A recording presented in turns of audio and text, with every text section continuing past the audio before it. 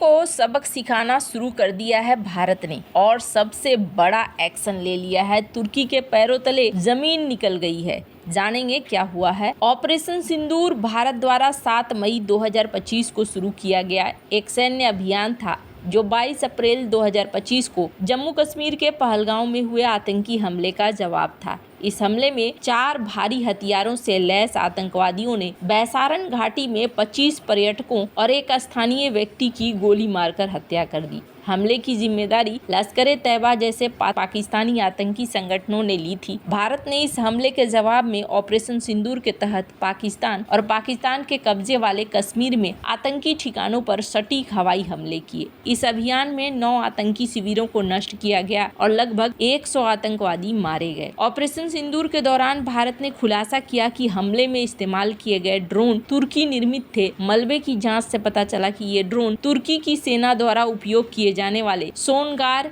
Ashes guard model के थे। भारत ने संदेह जताया कि 28 अप्रैल को कराची में उतरे तुर्की के C-130E हरकुलस विमान के जरिए ये ड्रोन पाकिस्तान को आपूर्ति किए गए थे। तुर्की सरकार ने पहलगाम हमले के बाद पाकिस्तान का समर्थन करते हुए बयान दिए, जिससे भारत और तुर्की के बीच तनाव बढ़ गया। तुर्की के इस रुख के खिलाफ भारत में सरकार और जनता ने मिलकर तुर्की का बहिष्कार शुरू किया। ऑनलाइन ट्रेवल कंपनियों जैसे कि मेक माई ट्रिप, इजी माई ट्रिप और क्लियर ट्रिप ने तुर्की के टूरिस्ट पैकेज को बढ़ावा देना बंद कर दिया। नतीजतन तुर्की जाने वाले भारतीय पर्यटकों की संख्या में भारी कमी आई है। मई 2024 में जहाँ 41,554 भारतीय पर्यटकों ने तुर्की की यात्रा की थी, वहीं मई 2025 में यह संख्या घटकर 31,659 रह गई, जो 24% की गिरावट को दिखलाती है। इस बहिष्कार से तुर्की की अर्थव्यवस्था, खासकर पर्यटन क्षेत्र को बड़ा झटका लगा। इसी दौरान मध्य पूर्व में ईरान और इजराइल के बीच बढ़ते तनाव ने भारत की विमानन कंपनियों को प्रभावित किया। ईरान द्वारा कतर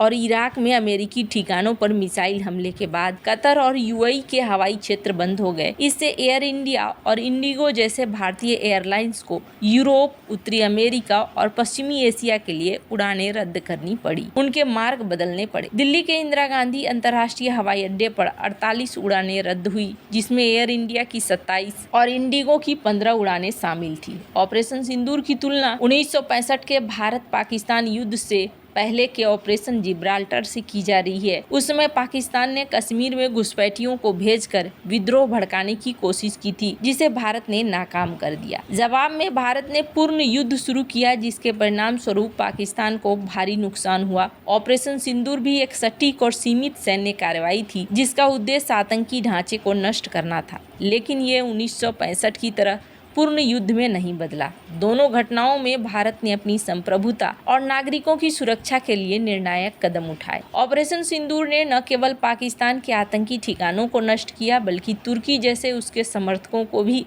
आर्थिक और कूटनीतिक दबाव में डाला। भारतीय जनता के बहिष्कार और सरकार की रणनीति ने तुर्की के पर्यटन क्षेत्र को प्रभावित किया, जबकि मध्य पूर्व के तनाव ने भारतीय विमानन उद्योग को चुनौतियों का सामना करना पड़ा। ये घटना भारत की बढ़ती वैश्विक ताकत और आतंकवाद के खिलाफ जीरो टॉलरेंस की नीति को दिखलाती है। खैर, अब यहाँ पर एक और झटका मिला है।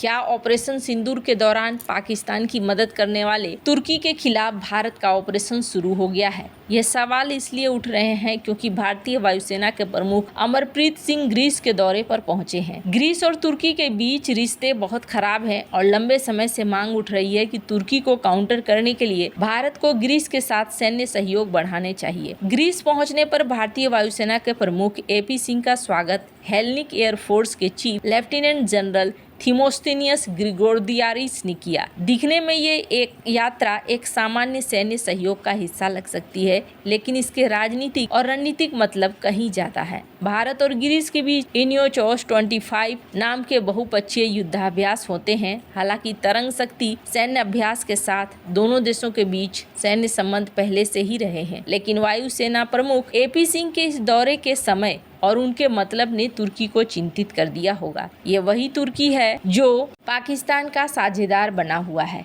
और हाल ही में भारत विरोधी आवाजों के लिए एक प्रमुख मंच बना हुआ है। ग्रीस पहुंचने पर भारतीय वायुसेना प्रमुख को हेलेनिक वायुसेना के संगठन, मिशन और ऑपरेशनल गतिविधियों के बारे में जानकारी दी गई। इसके अलावा दोनों देशों के बीच ऑपरेशंस और ट्रेनिंग जैसे क्षेत्रों में द्विपक्षीय सहयोग बढ़ाने पर चर्चा की गई। ग्रीस दौरे के दौरान भारतीय वायुसेना प्रमुख AHFCS के प्रमुख के साथ हेलेनिक वायुसेना के लड़ाकू विंग के साथ साथ तातोई में डेकेलिया एयरबेस में हेलेनिक वायुसेना एकेडमी का दौरा करने वाले हैं। इस महीने के शुरुआत में ग्रीस की मीडिया रिपोर्ट्स में बताया गया था कि ग्रीस वायुसेना अपने प्रशिक्षण को संभावित रूप से बेहतर बनाने के लिए भारत के ऑपरेशनल सिंदूर से ऑपरेशनल जानकारियां और रणनीति जानना चाहता है। ग्रीस सिटी टाइम्स की रिपोर्ट के मुताबिक ग्रीस की वायुसेना चाहती है कि भारतीय वायुसेना उसके साथ पाकिस्तान के खिलाफ चलाए गए ऑपरेशंस के बारे में जानकारियां शेयर करे ताकि उसे भी अपनी वायुसेना को एडवांस बनाने में मदद मिले।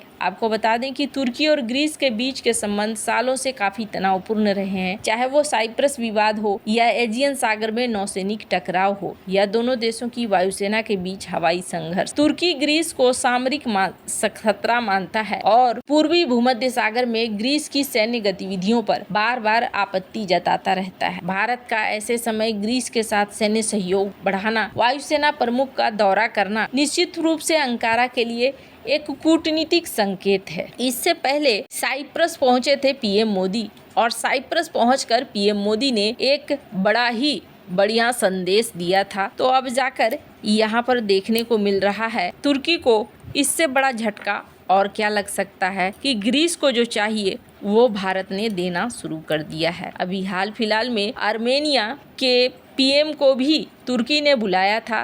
तुर्की अपनी चालें भी चल रहा है, लेकिन यहाँ पर तुर्की के लिए अभी समस्याएं और भी ज़्यादा बढ़ेंगी। वैसे आपको बता दूं तुर्की की इकोनॉमी पहले से खस्ता हाल चल रही है और जो रहा सहा कसर है वो भारत अब अलग अलग तरीके से पूरा भी करता जा रहा है। तुर्की ने हाल ही में अपने 5वीं पीढ़ी के स्टील्थ फाइटर जेट के लिए इंडोनेशिया के साथ 48 विमानों का निर्यात सौदा पक्का करने का दावा किया। तुर्की के राष्ट्रपति रजब तैयब अर्दोगन ने 11 जून को सोशल मीडिया प्लेटफॉर्म पर घोषणा की कि इंडोनेशिया के साथ $10 बिलियन का ये सौदा तुर्की के रक्षा उद्योग के लिए ऐतिहासिक उपलब्धि है। उनके मुताबिक इन 48 कान विमानों का निर्माण तुर्की में होगा, जिसमें इंडोनेशिया की स्थानीय क्षमताओं का उपयोग किया जाएगा। तुर्की एरोस्पेस इंडस्ट्री के CEO मोहम्मद दमिरगुलू ने दावा किया कि ये सौदा वैज्ञानिक और कान विमान पर भरोसे के लिए है, पर इंडोनेशिया ने तुर्की के इस दावे को खारिज कर दिया और स्पष्ट किया कि कान विमान के खरीद का कोई अंतिम समझौता नहीं हुआ है। उनके अनुसार 11 जून 2025 को जकार्ता में इंडो डिफेंस 2025 प्रदर्शनी के दौरान केवल एक समझौता ज्ञापन पर हस्ताक्षर हुआ था, जिसमें विमानों की संख्या या फिर शर्तों का कोई जिक्र नहीं है। इंडोनेशिया ने कहा कि 48 विमानों की संख्या केवल उनकी वायुसेना की जरूरतों को दिखलाता है, न कि अंतिम आदेश की पुष्टि। स्कंदर ने तुर्की के दावे को एक प्रचार स्टंट के रूप में उजागर किया, जिसका उद्देश्य कान विमान को वैश्विक बाजार में अमेरिकी F-35 लाइटनिंग II के सस्ते और सुलभ विकल्प के रूप में पेश करना था। विश्लेषकों का मानना है कि तुर्की इस कथित सौदे का उपयोग अन्य देशों, विशेष रूप से खाड़ी देशों को आकर्षित करने के लिए कर रहा है, जो F-35 प्राप्त करने में असमर्थ रहे हैं। कान, जिसे पहले TFX के नाम से जाना जाता था, तुर्की का पहला स्वदेशी 5वीं पीढ़ी का स्टील्थ विमान है, जिसे तुर्की एरोस्पेस इंडस्ट्री द्वारा विकसित किया जा रहा है। इसका पहला उड़ान परीक्षण 21 फरवरी 2024 को हुआ, जिसमें ये 13 मिनट तक 8000 फीट की ऊंचाई तक उड़ा। वैसे आपको क्या लगता है, इन सब मामले में आपकी क्या राय है, कमेंट कर जरूर बताएं। जल्द मिलते हैं अगले वीडियो में नई खबर के साथ।